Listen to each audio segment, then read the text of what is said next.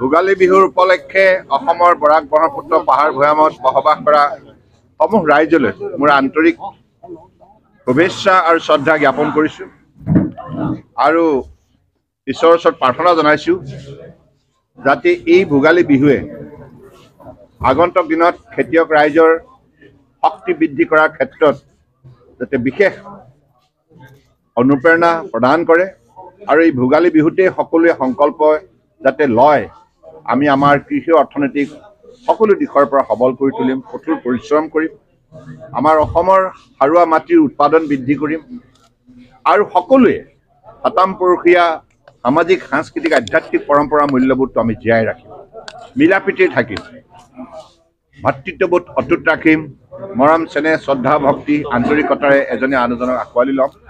কাৰণ অসম এখন মনোমোহা ৰাজ্য। এই ৰাজ্যৰ কৃষ্টি সংস্কৃতিৰ সৌন্দৰ্য আজি পৃথিৱীয়ে প্ৰত্যক্ষ কৰিছে আৰু এই সৌন্দৰ্য দেখি আজি পৃথিৱীৰ বিভিন্নগৰাকী ব্যক্তিয়ে উচ্চস্বৰে অসমক প্ৰশংসা কৰিছে। আজি অসম তথা উত্তৰ পূৰ্বাঞ্চল পৃথিৱীৰ আকৰ্ষণীয় কেন্দ্ৰবিন্দু হৈ উঠিছে। গতিকে মাননীয় প্ৰধানমন্ত্ৰী নৰেন্দ্ৰ মোদী ডাঙৰীয়াৰ যিখিনি আশীৰ্বাদ, যিখিনি সহযোগিতা আমি নিশ্চিতভাৱে শলাগ ল'বই লাগিব।